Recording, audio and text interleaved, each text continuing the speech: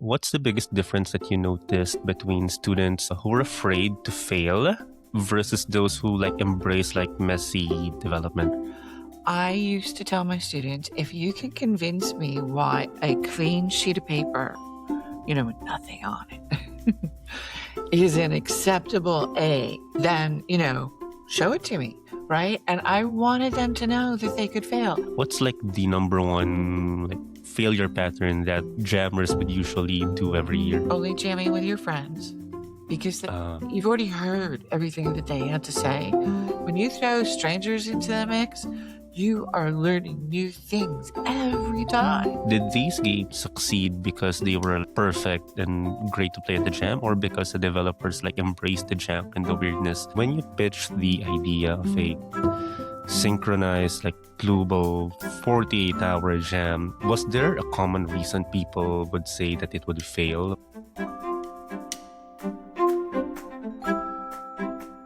Welcome to Game Dev Epic Fails by Ludo Launchpad, the podcast where we explore the biggest struggles and the hardest lessons of the people behind the games we love.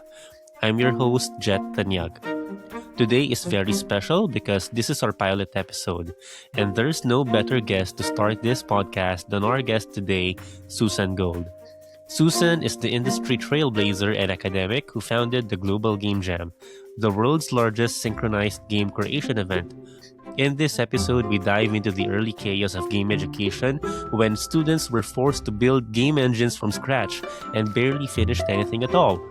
Susan shares the behind-the-scenes struggles of the first Global Game Jam, from bandwidth nightmares to the stress of keeping the Game Jam theme secret across every time zone. We also discuss why she believes a 48-hour deadline is the ultimate safety net for creativity, and why professional studios should embrace the messy failure of a jam to discover their next big hit. So, whether you're an aspiring game dev or a seasoned pro, you don't want to miss Susan's take on why a clean sheet of paper can sometimes be an A-worthy grade, and how a game played by screaming into a microphone changed her perspective on innovation forever. So with that, I introduce to you Susan Gold. So hi, Susan. Welcome to the show. Hey, thank you so much for having me. All right, thank you very much. So let's start with about you and your career, a bit of your background.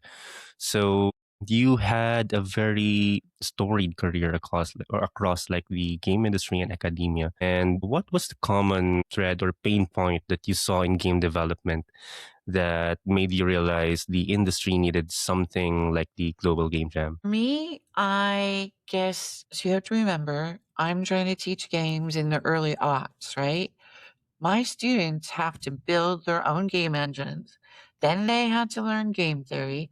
Then they had to learn how to code.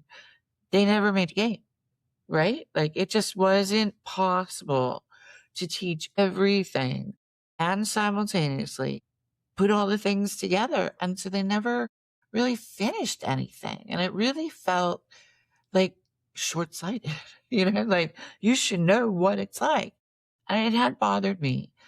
But I had an experience that showed me what you could do in 48 hours. And this whole idea of jamming came to me.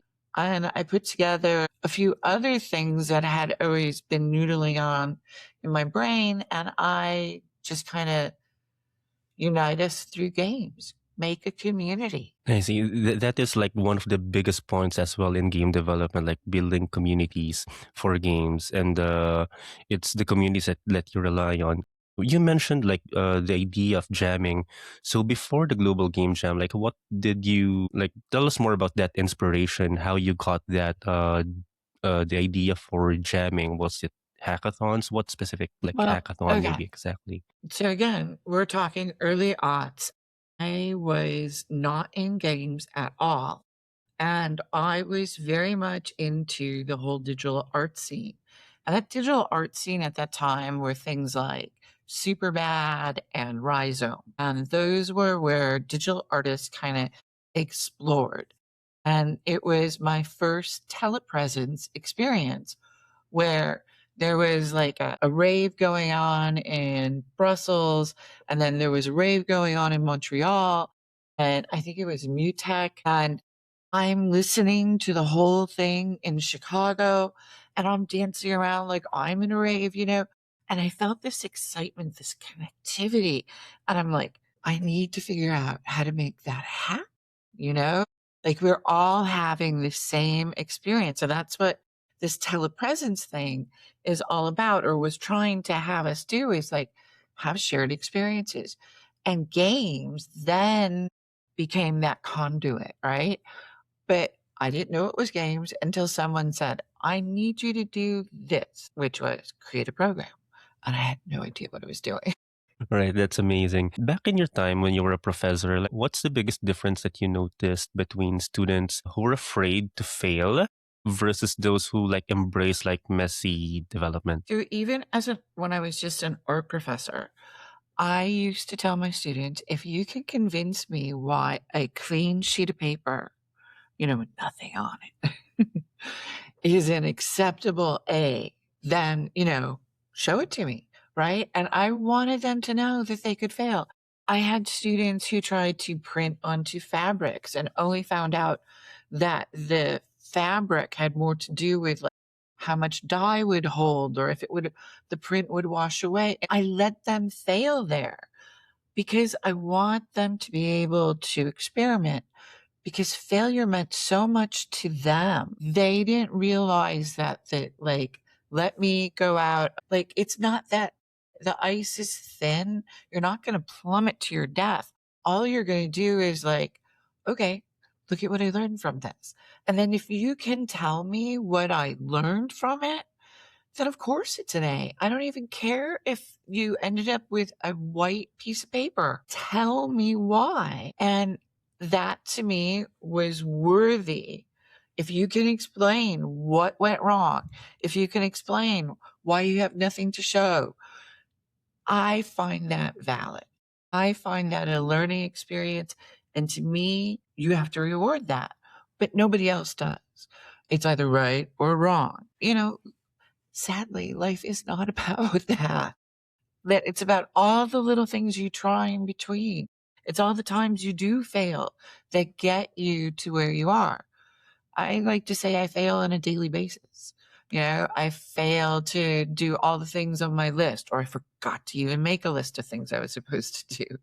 And I forgot to write that thank you note, or I forgot to contact that sponsor. It's just like, you have to be able to just kind of forgive yourself a little, but also say, all right, I'm going to take something away from this experience and look at that as the gem.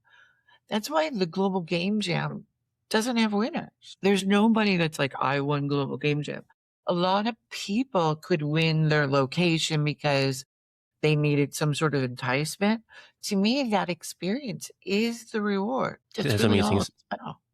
Yeah. Speaking of like stuff that didn't go as planned, so looking back in your career, was there a project or maybe a direction that initially didn't go as planned, but it ended up becoming a vital step towards creating Global Game Jam? Well, my whole life, I have been trying to create community, either around, political ideology, or, because I worked in politics for a while, but then, you know, I, I was about connecting people together, making sure my neighbors had what they needed. That was to me the most important part. And so in the early aughts, when I just started teaching, I had, you know, tried to do student forums, right? Where they would talk to each other, I thought, share ideas, win it over like you are making me write to somebody I don't want to talk to, and I'm like, just have an idea and share it, right? Now we, are so verbose and, share every little thought. But at that time, I was having so much trouble at this idea of community. Now, it has come a long way. I mean, I remember when I first got Skype. I remember IRC. I remember all these little things that came before you and I could even imagine having a simultaneous conversation. I tell a story about in my last Substack about sending a telex, right? Because I wanted to go river rafting in Central America, right? And I said, and the person comes back with, "Are you Loretta Gold's daughter?" And I'm like, "I am." I mean, like, it was just the weirdest thing. It was a small world. And now our world is even smaller sometimes, but we're more alone. You know, we might have an audience, but we're not seeing each other. We're not respecting each other. And I think when you come together, when there's no anonymity, like at a global game jam, you have this opportunity to really make connection. People that argue, people that think like you, that play games like you, that have fun, you know, curious, have, a lot invested. And, my mom couldn't give a crap about games, video games. She doesn't play them, but she does. Like, she used to play video poker, video Mm. bridge, she did all that. But sadly, my mom has lost her vision, so she hasn't done that in a while. But it was one of her favorite things. So I'm like, haha, you really do love video games. But, my mother also told me um, that they call it work, they don't call it play. And then I showed her, yes, they do. They call it play. And I love that. I love that that is my life, that my work is about trying to connect people, be it through games, be it through community of developers that share the same things you do, that are going through your same experiences. That's why I put together my own podcast to really talk about, we all do it. We all have to, struggle, and we have all failed. And I have friends that missed the mobile mark, right? Like they should have gone to mobile so much sooner, but they missed a huge change because I'm just PC or I'm just platform. Everybody misses something. I always say I missed teaching myself 3D animation because I thought I had enough. I'm good. I know how to video edit. I know how to photo edit. I know how to do mock-ups and printing and all that stuff, right? Guess what? Nobody even prints anything anymore. Yeah, So, actually. like, you learn and then you have to pivot and you have to always say, I'm a student. No matter how old I am, I am here to learn. You have to always be creating new neural pathways to, that's just kind of what drives me personally. Yeah, that is very interesting. So you mentioned something about like people are kind of missing out on things that could be successful. So back then, what was your like definition of what successful games is, and has that evolved? And right now, what how do you define what a successful game is going to be? Well, first of all, as an educator, when I was teaching, that did my students learn something? Like, how much did they learn in the course of the semester? Can I come up with a rubric that will adequately give them the feedback and information that they need to get better? And can they accept the fact that I had been teaching for a long time? And 99% of the time, I would say, I've seen that already. That's nothing new. Like, and it was so hard because I know egos are fragile, but I also, you have to be prepared for the world out there. And if people don't want clones anymore, they want novel ideas. That's why the Global Game Jam is so amazing. I remember one time I saw this game and the one of the constraints was, you couldn't use your hands to play the game, right? Which is really hard for a video game. But what you had to do was you were screaming into a microphone. That's how you moved in the game. And I mean, the louder you got, the faster you went. And like when you watch the videos of people screaming and you're like, "Oh my God, this is so cool. This is great." Did anything ever come of that? No, I think it would be a great party game. But I guess, the police might have thing to say about that. Yeah. Seriously, they were screaming into this microphone, and I'm like, if I was in the audience, I would have been like startled. But yeah, that was like, it's novel, it's fun. Show me that. Show me something I haven't seen before. I don't care if it's stick figures. I don't care if you have a box moving around in the game. If it's something new, if you're willing to experiment and try, then that's fine. But I would have students tell me, "Oh, this is so cool." I'd be like, "Yeah, but I've seen like 100 gravel gun games. Please don't tell me this is new." You know, like, okay, okay, that's good for you. I'm so glad. But how can I say that that's an A, you know? Because that's just average, right?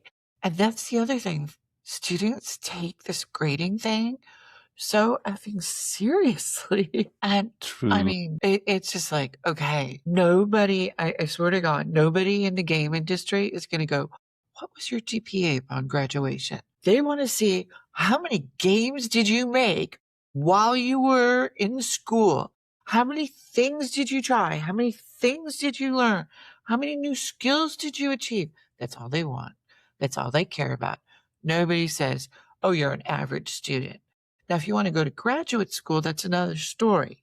If Yeah. you want to get a master's degree, then yes, you do have to have grades. But if you just want to work in this industry, it means making games.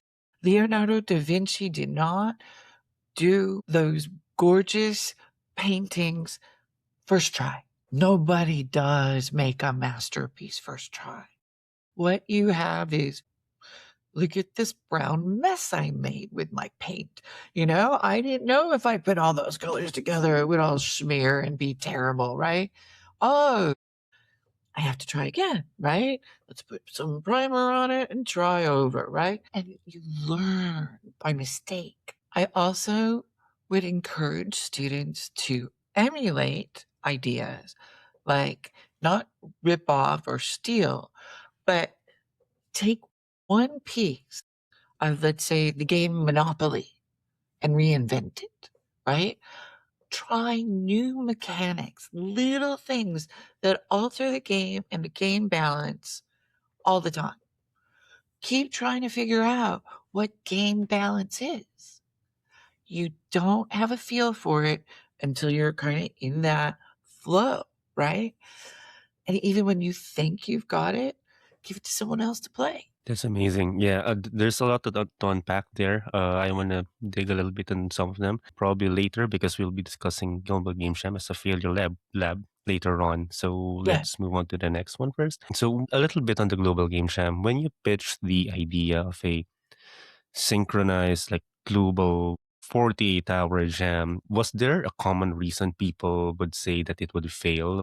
What were the skeptics like? So I went to the people that created the experimental game jam, which was something that some very, very amazing developers put together, and they would spend time and they would jam together. And it was not 48 hours. They would spend, you know, a couple of weekends or what have you. And the one thing that everybody said was 48 hours wasn't enough, right? And I'm like, I can't ask people for more than 48 hours. There's just no way. And not if I want them together. Now, if I wanted them online, not a problem. You could do a game jam that lasts months, and we do. But what I wanted was bringing a community together, and asking people to give up more than 48 hours was too much, you know? And they kept telling me, nope, never going to happen. People aren't going to do it. Nothing's going to get achieved. They're going to be frustrated. This is a bad idea. And you know what? Okay, let me try. All I could do was try. And guess what? It worked. And now it's the biggest game jam in Yeah. the world. But that's because I really wanted everybody at the table. I worked tirelessly to meet someone from another country. I would go to a conference and I would pursue them. I'm like, you're from what continent? Oh, you're from Ocean, you know, some crazy place in the middle of the Pacific Ocean, and I'll be like, I need you, like, and I don't even have all the states in the United States, and I shouldn't say because I need to tell you, I retired in 2020. So, I mean, but in the beginning, that was my goal. I wanted us to be on every continent, and am I was so close to getting to Antarctica. I was so close, but then Argentina had elections, and they put it down, and so I didn't get to go, but I had planned to have it on the end of the world, and then I thought, another place I wanted to have it was in the space station. So I keep talking to those people. Even now, I'm like, "Oh, I wonder if I could write a letter and see if I could get." I mean, I know 2 astronauts. They still can't get it. It's like they ignore my emails. And primarily, now I am what happens is the space station, like, they can do little 15-minute things, but 48 hours, they would never give you 48 I hours. see. The only thing they said that they could do was they said that they could, like, give us the theme, that kind of thing, which I thought was cool, but at the same time, it was so complicated. And, so I was like, "Well, someday I'll have the galactic game jam, right?" Yeah, it could be like imagine like astronauts like working on games in the ISS. That would what a sight that's I gonna think it be. would be amazing. Let's put it out there into the ether and Yeah, maybe. maybe just maybe. But I All have right, run into a couple of people and I'm like, "Please make this happen." that's gonna be amazing. Looking back, like at the very first year, of course, it's 48-hour jam, but it would be more difficult for you, the organizers, because you're gonna go end to end with the time zones. So, were there any like behind the scenes, like this disasters waiting to happen, and Oh or god. almost disasters that the participants like never knew about? Oh, well, I don't know, it depends on how long their memory is, but so during our first Global Game Jam, we had it was crazy. So everything's going, and you have to remember we had this rudimentary website. I had found some clip art, made something, had a student create the website. I had no idea how we were going to upload all these games. And it was just a disaster because all of a sudden, like, we got to Central Europe and Asia was uploading, right? And, and they were slowing everything down. And no one had any idea of how much bandwidth we would take up. We had no idea. And then my tech person, Fouad Kashmood, who is one of the principals as a part of the Global Game Jam, he had finally fallen asleep when upload started. And I'm like, "Oh my god, I have to call his wife," because he had been up the whole time, right?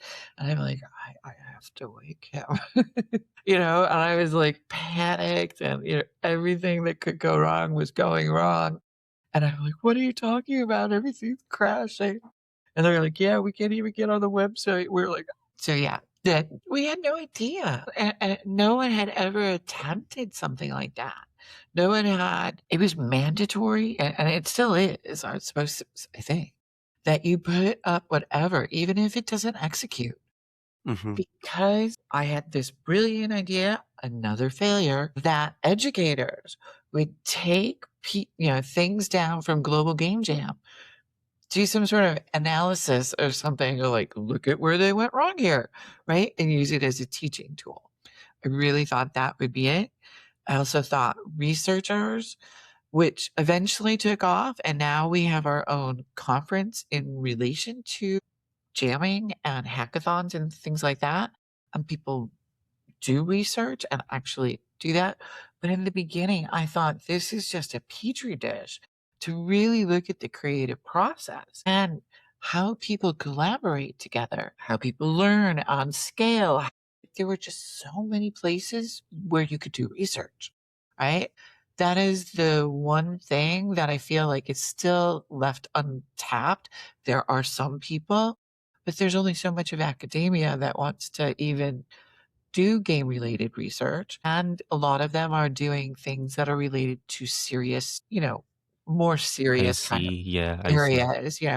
I truly believe that science can only be benefited by the use of games. Citizen science games are phenomenal. I have seen some of the most amazing things that games can do and how, we can help evolve society for that matter. But I truly feel that it's this whole idea of coming together. To play a game with someone, you have to respect them. You have to trust them. You have to assume that they're going to play the game correctly. They're not going to cheat. They're not going to look up how to, be the top of the leaderboard. They're going to be more interested in the experience. Yep. So looking back in 2009, this was like the pre or maybe Skype was in its very early days. So what were the biggest struggles that you had with communication, especially with the jam sites from all around the world, and We how were were on you able to fire. handle that stress? So we were on IRC and we took turns. And, we would just kind of like monitor things for, you know, 4-hour blocks just to make sure that if anything was happening, that people could reach us on IRC. So that was kind of fun in some ways. And then I would jump into some of the channels and then people wouldn't believe that it was me. I'd be like, no, it's me. And they're like, what are you doing? And I'm like, well, I just thought I'd check in and see how you're doing. You're like, what? Listen, I'm interested in how everybody sees the game jam, right? But also, I learned so much through having conversations to people that I would have never met otherwise. My life, my friendships are defined by people that I met through Global Game Jam. My best friends live all over the world. I'm fortunate in that respect. And I am very lucky to understand other point of views or at least consider them, right? But that took time, that took patience, understanding cultures. Everybody's different. And yet we are all the same, especially when it comes to the universal language of games. Speaking of language, because the global game jam grew to like hundreds of countries, have there been like failures in translation or maybe the bicultural or literal that you encountered organizing global game jam in the past? And Well, yeah, how do you go around that? the whole idea is to foster those things. So even if culturally what I think is what this is definition, right? I can't decide if that's what you think too. So one time we had a theme, it was, home, right? Home. What is home to you? Home to me is my parents, is home where I was born, is home where I live now. What is home? Is home my friends and the people that I know online? Is what defines home? So everybody's perspective. One time we had the sound of a heartbeat, right? And the sound of the heartbeat for some people was love, right? Other people, it was physical endurance. Other people, it was like Surgeon Simulator. That's where That was that came successful from. game. So look at all those different cultural perspectives. Same thing. The sound of a heartbeat. That's amazing. And actually, the sound of heartbeat trivia, that was my first game jam, which was like, it was really fun, great experience back then. So now let's dive into because in 2020, you resigned, you retired Yeah. from Global Game Jam. And this is also the time when the pandemic hit, where like the whole in person DNA of the Game Jam was threatened. So when you left the organization, was there any point that the like new leadership like was coming back to you? What are we gonna do? Because this is something that nobody experienced before. Well, so 2020, I was still, it was the end of January, and I knew something was up because my friends in China, one of my best friends lived in Beijing, and she was the weather lady for like the expat station, and in Beijing, and she would call me every week and tell me what this crazy thing was that was happening in China. And I was begging her to come home and got her on the last flight out of Beijing, right? So I knew this was going on. So that was, early February, I think February 4th of 2020, but we had already had the Global Game Jam. And we had given a quiet, it's okay to do this virtually for the people in China at the time. And I don't know, since I retired directly after that, was how many people in China did a virtual game jam. I really don't know, or how many other people asked. But we were still before everything started to close down, which for us was mid mid March, I think, and when everything really closed down and everyone was isolated. I kind of knew that it was coming, but yeah, they had to, I talked with Kate briefly, but it was more they understood what they had to do, but it was sad. And that is also why they also started changing instead of it being just 48 hours, it's a longer jam. Now you still jam just 48 hours, but it's you could do it whichever 48 hours you wanted. And so that's different. In the beginning, we were all at the same time. Like we had to keep the secret of what the theme was. And for me, that was really fun. Now they do announce it in advance, and that's their choice. I think everybody, sees how they want to do things in their own perspective. And for them, that was a decision that the board made. I really loved The Secret. It was so crazy, like having to run around and shut things down on Twitter. And it was part of the fun of the early days, right? And Yep. again, you grow, we evolve, and things need to change to suit some cultures. For some people, it's very hard to their Sabbath is something that is sacred, and they will not want to jam on during that time. Okay, I get you. I hear you. And that makes sense. But there was something special about that, keeping it a secret and holding on to that for while the theme wound around the globe. And we'd have to wait for Hawaii.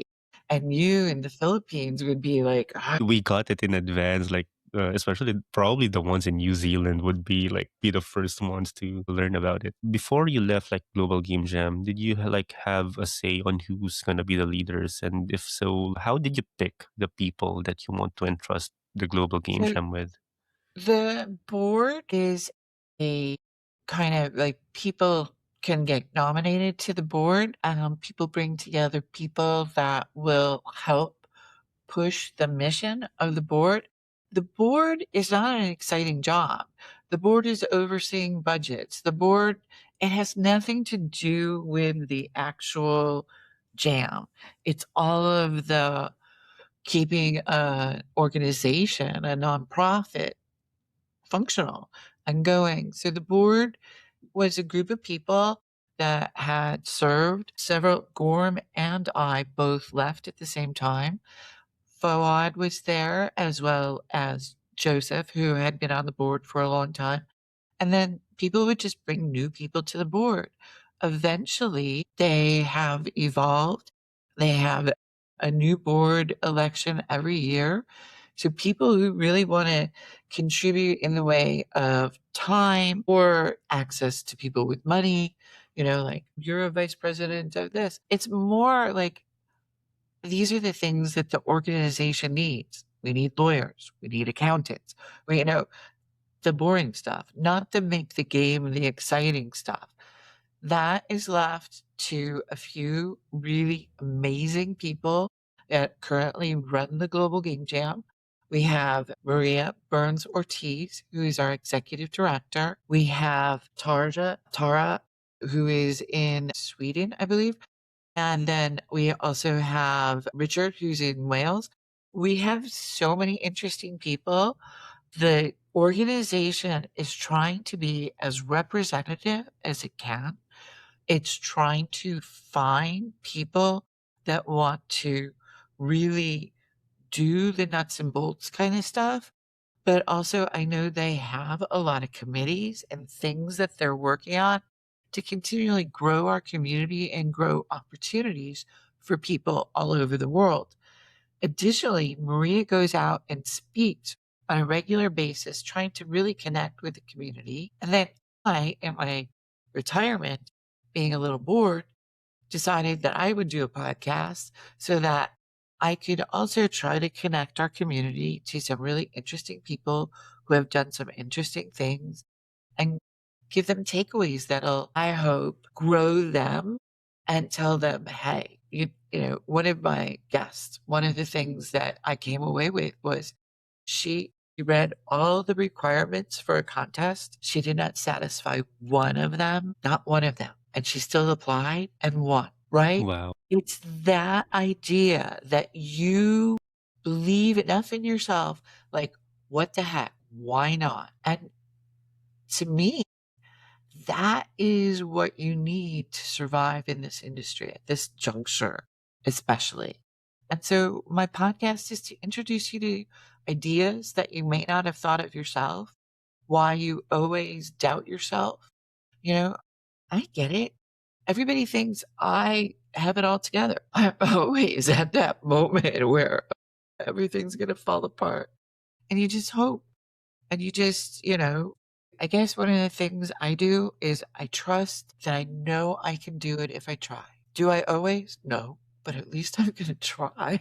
Yep, that's amazing. So running a nonprofit and then events, many of it would fail because of burnout by the organizers. Like, have you and the Global Game Jam teams that you've worked with in the past have you ever struggled with balancing work and life? Have you put systems in the organization that prevents the collapse, prevents it from collapsing in its own weight? So you have to remember that Global Game Jam is a volunteer organization, right? And when you have a volunteer based organization, and at the time when I was really in it, people would volunteer to do things, and then I would have to wait till they did them, which wasn't always on my schedule. My schedule was, could you have that to me on Tuesday? And they are like, well, what Tuesday in what month? And you're like, just like, you're like, I. So I will be the first to admit that I was teaching full time. Sometimes it was teaching 5 classes in a semester, which is a huge load, doing my own volunteerism with the Global Game Jam, and then also finding out that, I had to raise money and finding out that I had to, all these pieces. And if I wasn't going to do it, nobody else was. So I did those things. I burned the candle at both ends. I said to myself, yeah, you don't need a family. I never wanted one. So don't worry. It was like I missed out. I had dogs and boyfriends, and I've had an amazing life, but I made my choices, right? Those are the things that I made a conscious decision of as a part of my own personal plan. But for other people, it's how do I balance all of that stuff? So you do have to tell yourself, I'm not going to look at the computer this weekend. I'm not going to answer emails at 3:30 a.m. because I did.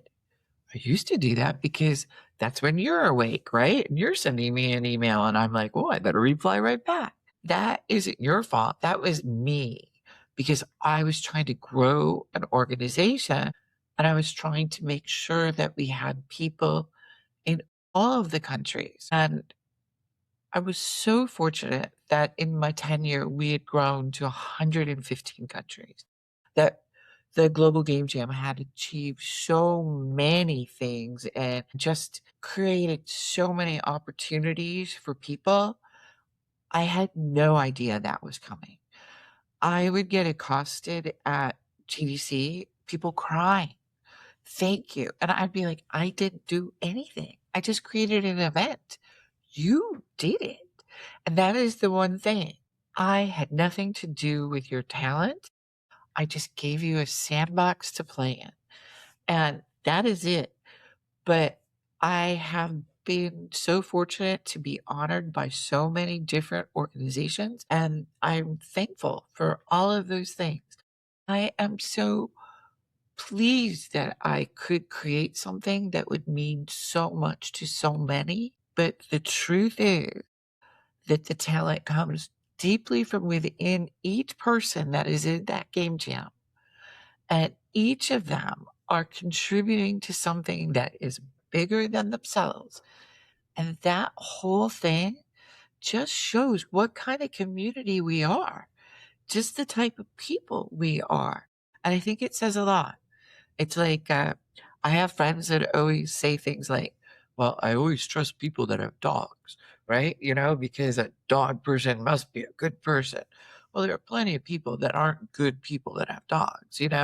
But the truth is, it's kind of like we all come together and we're making a game. During Gamergate, they said they wanted to come, cause a little trouble at Global Game Jam. Instead, I said, "Oh, you're welcome to come. They are not my friends. They are not people I would necessarily go out of my way for." But what I wanted everyone to know is that it doesn't matter what your politics is. It doesn't matter what your religion is. It doesn't matter where you live. All this is about is coming together to make games and to realize that this is not a small feat. This is almost like a whole bunch of miracles coming together to get something to execute in 48 hours. It's really one of those moments where you get to see creation. You get to see people build things that make them laugh, that amuse them, that become the seed to their future. It's amazing. Now let's dive deeper, like into the global game jam itself. The 48-hour safety net, the 48-hour like deadline for a game jam. Why did you think that was like the perfect environment for a team to be able to like fail at something? Why is it safer to fail in a jam than in a studio as well? So at a studio, it costs money. You have to pay those people to do all that work. And if nothing comes of it, that's a lot of money, right? So Game Jam allows you not to worry about, oh, what are the ROIs? What are the KPIs? None of that stuff. It has nothing to do with development of idea, right? It's crazy. Let's just go for it, right? Okay, I'm going to take away that this little mechanic works and everything else is junk. Okay, next time I'm going to go and I'm going to figure out how to make a game that you can only play with your thumb and figure out why it's going to be fun and not boring, right? Because, how much can you do with it, but come on. There are a lot of things. And maybe when all of a sudden you're trying to think using a constraint, you can only use your thumb, you're thinking, oh, what would a handicapped person do? Maybe those thoughts just kind of come in your mind and you start thinking about these design decisions you make, right? All you have to do is it's a moment thought, okay, file it into the whole file that's my brain. And next time when I go to make a game, I'm going to think about the person that's colorblind, or I'm going to think about the person who's deaf, or I'm going to think, like, how am I going to create an immersive world without sound for someone? These are things that are real obstacles that people have in playing. What can we do as designers globally to think about it?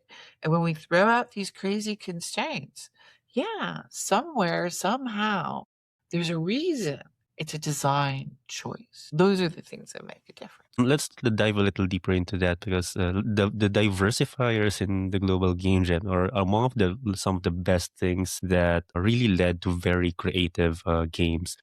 All community How driven. did you guys come up with that? How did the team come up with?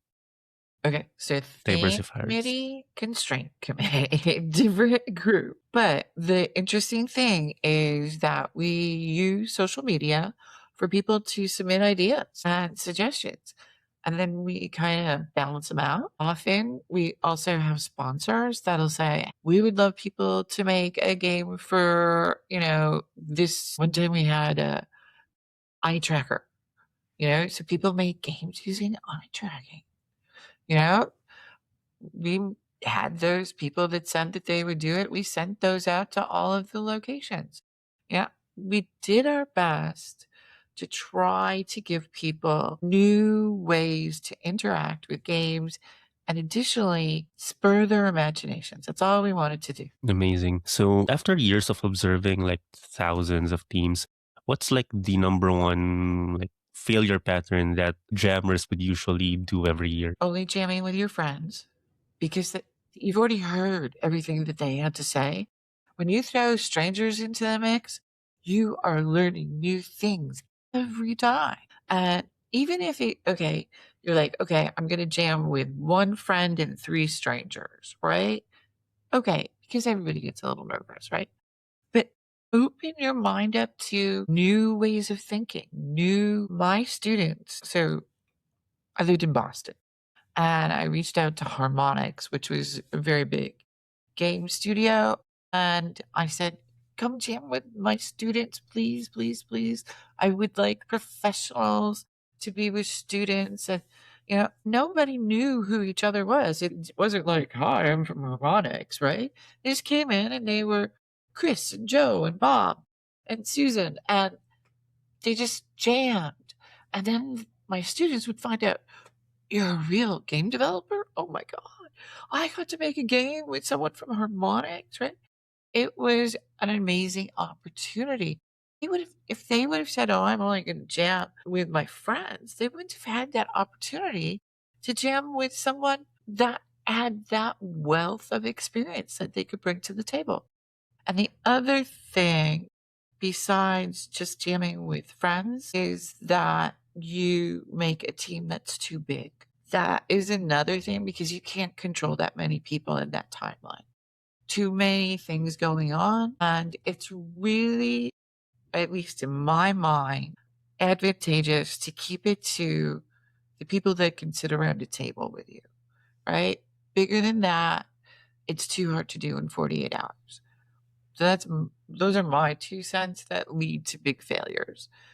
Uh, but they're not failures that are like bad. They're like, okay, you learned, Hmm. right? But so again, people would call them failures, but in my mind, it's missed opportunities. I see. Speaking of like failures and learnings, do you know of any like developer that was able to make a game that was technically a failure? It was buggy, it didn't run, had many issues, but it resulted into a massive learning breakthrough for the developer. Well, okay, the first global game jam, I was in Vancouver, British Columbia, and I had all these different schools participating in the same jam. It wasn't like, oh, this school did their jam and everybody just met in one universal location, which was great. And I had this one student who was a film student, right? I thought she was going to do animations for film. And she came in and she made animations for games. And before she left, she had a job offer, right? So you come in with this one idea of who you are, and yet you learn something new, you learn new tools, you learn a new way of working. All of a sudden, it becomes opportunity, becomes a new door for you to open and explore. I see. We see games like Super Hot, Surgeon Simulator, Go Simulator, they start at jams, but in your view, did these games succeed because they were like perfect and great to play at the jam, or because the developers like embraced the jam and the weirdness? I think that they embraced it. But you have to remember, like Surgeon Simulator, that was a studio jamming with us, right? So they had a level of skill that, maybe a mixed university slash dev might not have, right? But it's still an amazing opportunity for everyone. I call it the busman's holiday. Go and allow yourself to try something new. When I would jam, I would take a new job that wasn't anything I usually do. Like typically I fall under producer, right? And nope, I would do sound. Or I would go and I'd be like, all right, well, I'm not going to code, but I can do this WYSIWYG kind of stuff, right? I would try something new every time because this was the only time that I was allowed to be bad at something and nobody cared. And I didn't Yeah. care. I was allowing myself to just try. Yeah. And speaking of like trying, what would you advise a developer who or a student who's too intimidated to join a jam because they are afraid of making something bad? Oh my God. Okay, so the first global game jam, I had a friend at an unnamed game studio in Kyoto, Japan. And sorry, I'm thirsty. And I have a Diet Coke problem. Is that I'm like, where's their game? It's the end of the jam. They should have uploaded. Do they have a problem? And I contacted them and they said, no, we're not uploading. I'm like, no, you have to upload. That's the whole thing about the jam. Doesn't matter. They're like, it didn't work. And they're like, it's too embarrassing. We're professionals, And I'm like, nope, you got to put it up. And I made them. And I remember the emails back and forth. And I'm like, you have to do it. No, please do this. Please, please. Because otherwise, I didn't have anyone in Japan at that time. So, like, I needed Japan on my map. And, it was early on. And, here we are. And so they put it up and they thought that they would be embarrassed. Cared. No one cared but me, right? But they all learned something. They were like, whoa, we're not going to do that. That didn't work for us. We're going to try a totally different thing. And that's great. That was all I needed. That's what I wanted the takeaway to be. That's it. Amazing. We're on to our like last few questions, but this is one thing I'm very curious with. We see a lot of like game studios today embracing like a game jam culture into creating their games, and we saw this like for example in the 2020s, early 20s with the rise of hyper casual games just like popping out everywhere. Would you consider that as something like and of course a lot of people saw these games as like fluff, or a lot of them would see it as a not very high quality, and then they're releasing these to the market. Would you consider that as a good influence of game jams, or is it something good that studios that are adapting this culture coming from game jams?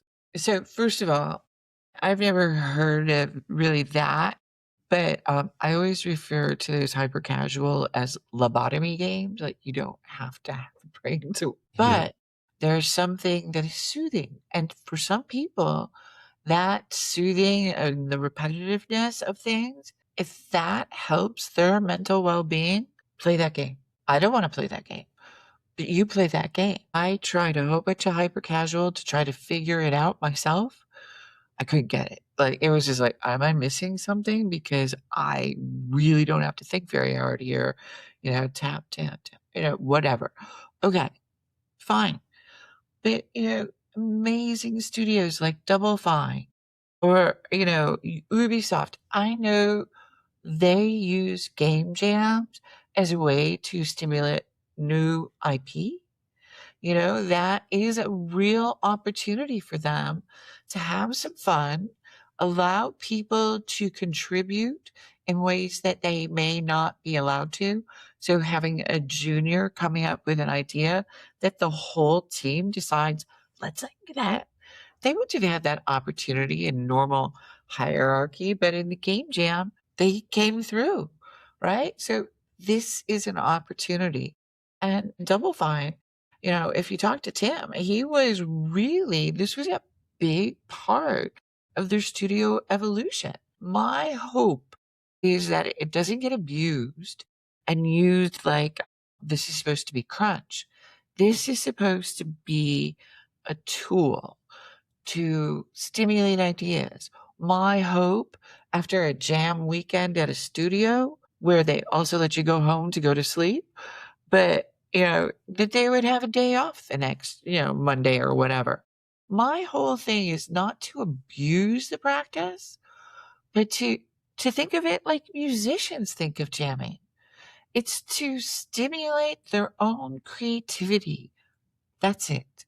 They don't go to jam at, 1 o'clock in the morning after they've finished their normal gig. They go to express themselves and to explore their music.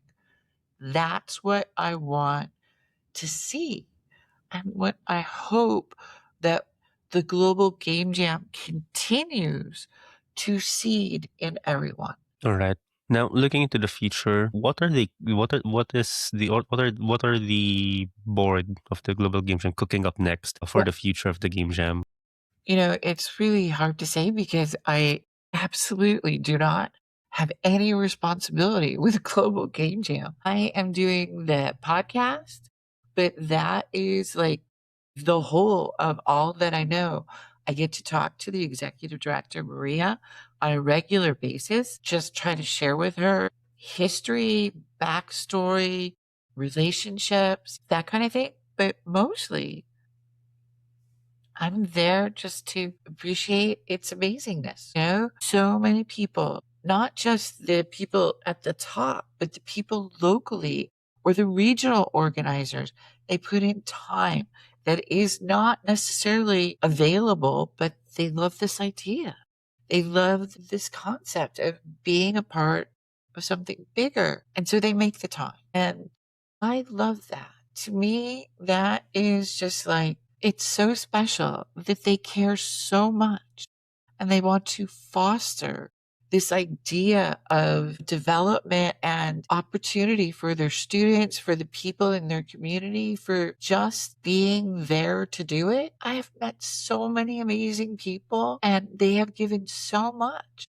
And, there's not a lot of reward other than seeing people having an amazing time over that weekend. And that is the good fortune of the Global Game Jam is that even in my retirement, that it continues to survive and that it continues to prosper and that the people that are a part of it are only looking for ways to keep it growing.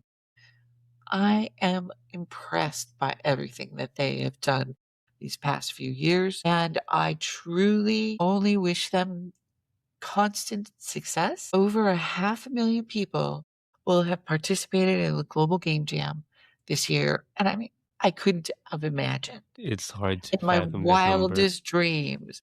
Global Game Jam has created economy in places that there were none. Like nobody thought of Peru as a place where there would be game studios, but there are. And they're in El Salvador.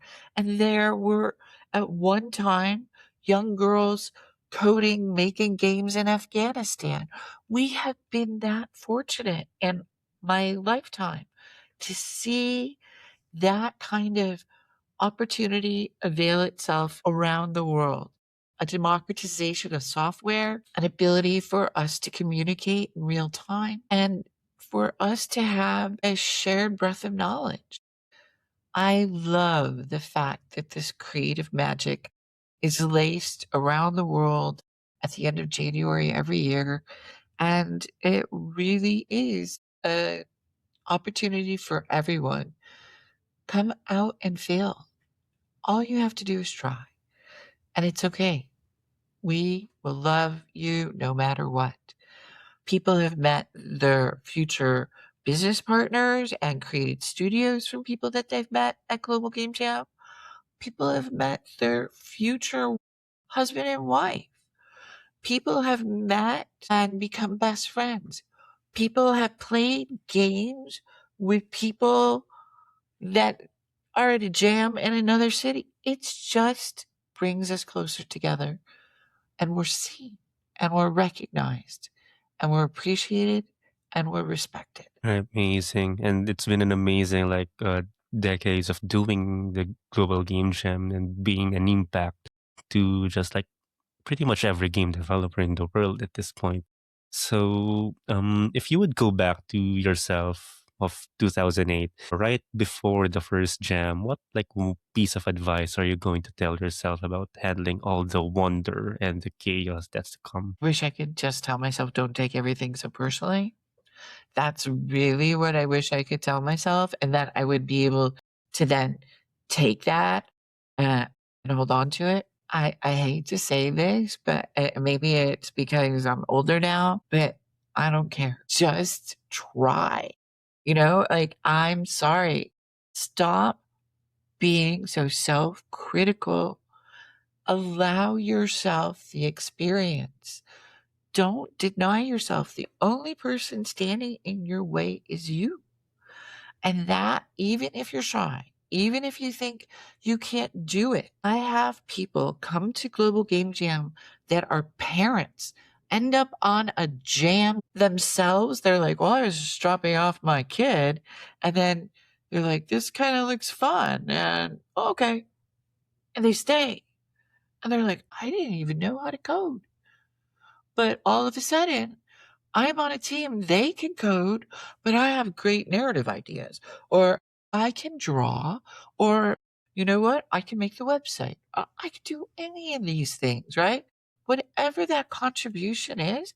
And then also, the one thing that I think is amazing is that we've added analog games, right? So you can make a board game. All we have to be able to do is see the rules, upload a picture of it so that someone can make it themselves and maybe play it. All I want to do is share this idea that you are valuable to a team and that you can be a part of something bigger than yourself that is creative and interesting and has value to entertain. Amazing trivia there. I did a board game on a global game jam before. I think it was 2015 or 2016. I did a board game. It was fun actually. So I have to tell you, when I first started in games, I would say things like, well, we need to network, right? And everyone in the room thought I was saying, connect the computers. I'm like, no, we just have to talk to one another. We have to network, And I didn't know. We learned. Did I look foolish? Of course. But guess what? We're all naive often. Just embrace it. Be like, okay, I learned. I started a job at a game studio and someone asked me this question. What's the ROI? I had to go Google what ROI was because I'm an artist. I've never thought about return on investment. It wasn't a part of my vocabulary. But someone all of a sudden asked me that question, and there I was, over 30, never having experienced it. Wasn't a part of my world. All of a sudden, I had to learn. We are all learning. And if you just accept that, even if you're a master of something, you can be better. Interesting. That is like quite a great lesson for everyone. So, for our final question, what is that like one game that you would always recommend to anybody you meet? Limbo. Limbo. Why? Why Limbo? I loved its narrative. I loved the mechanics. I loved it. And I just loved how it made me feel while I played and explored. There are other games that I do really like. Katamari was also like, I just love Katamari. There was something about it, its peacefulness, but then, also a race and a time element. So, but there was something about rebuilding the world in Katamari that I just loved. Those were those two games really kind of come back to me as being defining moments of what we could do, how we could express ourselves in a game. That was important to me. Yeah, I'm always open to new games. I love new ways of interacting. I love VR. I love AR. But, and also I get bored playing a lot of games now because they're not that interesting and I've done it. And, oh well. I'll try anything once, right? But at the same time, it's like, I've done this 1,000 times. I don't need to shoot any more zombies ever. I don't need to decapitate them. I don't need to do anything. I just want to, I don't know, have a good story. All right. I guess before we go, like one last bit. What's that one genre that you just like cannot stand anymore through these years? The one genre I don't. Okay, I don't need to see any more pirates. All right, pirates. I don't Got want it. pirates. Arr. But and I do like pirates, but I just don't want to play any pirate games. I honestly I like historical fiction in games. I love, I really, there are a lot of games that I truly enjoy because I learned something. I actually did a research paper on can you learn from playing games? And it was very interesting. We had people take an AP exam on French history before playing Assassin's Creed set during the French Revolution, right? And like, what did they learn? The only thing that we learned was not all of it was in sequence when they played the game. So they didn't necessarily know the timing of everything, but they learned a lot. And that to me was amazing, right? I love that. Amazing, amazing. All right. Thank you very much, Susan, for your time, and thank you for imparting all your wisdom for us through these years, all through these years of like starting the Global Game Jam and creating a very awesome sandbox for game developers to fail and learn. Well, please note that I am still trying to contribute with the GGJ podcast, which will be on the GGJ YouTube channel. And then I have the GGJ podcast Substack. And that's my way of connecting with people and trying to find an opportunity to still be a part of our community. Even though I'm not teaching anymore or part of the Global Game Jam, I really just want to connect with the people making games. Amazing. Thank you very much. And also, please listen to Susan's podcast because it's great content as well. I hope so. All right. All right. Thank you very much, Susan. And Thank you. bye. See ya. Thank you. Thanks for listening to Game Dev Epic Fails. If you've got something useful from today's episode, subscribe and share it with someone building a game right now. Susan also runs the Global Game Jam podcast. Please subscribe and listen to that one as well. If you'd like to support the show, you can find us on Patreon at patreon.com/GameDevEpicFails. That is patreon.com/GameDevEpicFails.